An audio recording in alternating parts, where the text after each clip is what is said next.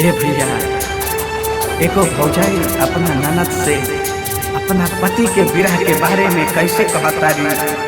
हम भोजपुरी गायक राजेश पांडे रउआ लोगन के गाने के माध्यम से बतावतानी। रउआ लोग जरूर सुनब। कवि के भाव दियल गईल ह, रउआ लोग जरूर सुने की कोशिश करी। से जिया पके कारा से जिया पके कारा से बोला बे बात आईब हम हंसब न दो। से जिया पके कारा से बोला बे बात आईब हम हंसब न दो। तसैया कहे हम के तनहा छोड़ी गईले सऊदी अरब न दो। तसैया कहे हम के तनहा छोड़ी गईले सऊदी अरब न दो। सऊदी अरब न दो।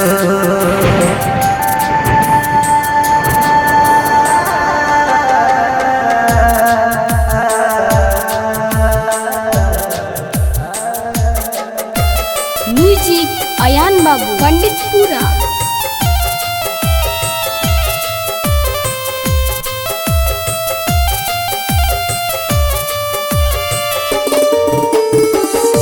खनकी के चूड़ी कंगना पिया पिया कहे जवानी जुदाई नहीं बलमुआ के सहे। जवानी जुदाई नहीं बलमुआ के सहे। खनकी के चूड़ी कंगना पिया पिया कहे जवानी जुदाई नहीं बलमुआ के सहे। गईले पाद देसवा पिया गईले पाद देसवा पिया कोरवा में के करा के धरा बिना न दो। तसैया कहे हम के तना छोड़ी गईले सऊदी अरब न दो। सऊदी अरब न दो। सऊदी अरब न दो।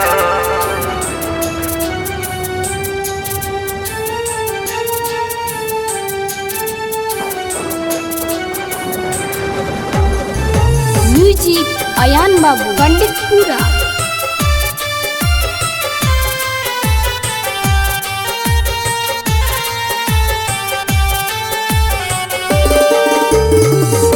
महलाया तादी कंगना बाकौन काम के जबले सलामत से नुरा पियावा के नाम के।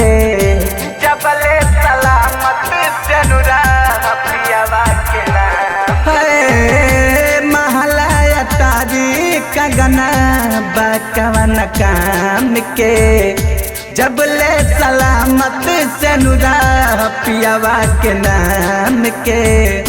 बिरहा के अगिया में बिरहा के अगिया में कहिया ले बोला हम जरा बिना न दो। तसैया काहे हम के तनहा छोड़ी गईले सऊदी अरब न दो।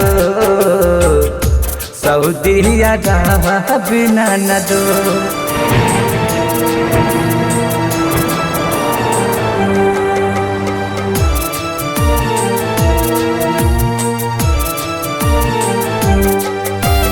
म्यूजिक अयान बाबू पंडितपुरा।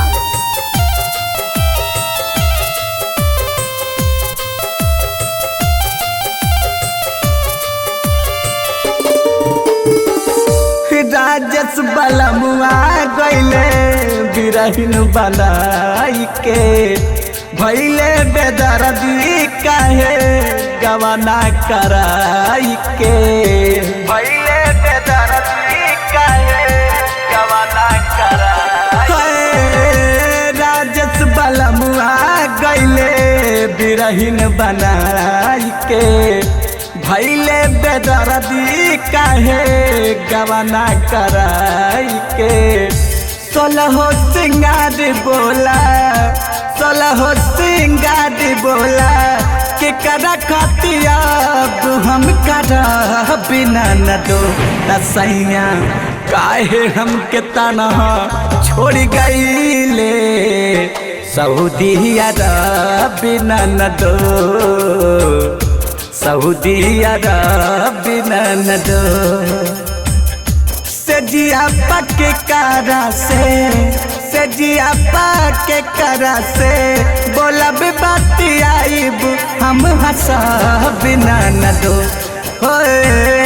सजिया पके करा से बोला बाती आईब हम हंसा बिना न दो तसैया काहे हमर तनहा छोड़ गईले सऊदी अरब बिना न दो तसैया काहे हमके तनहा छोड़ गईले सऊदी अरब बिना न दो, सऊदी अरब बिना न दो।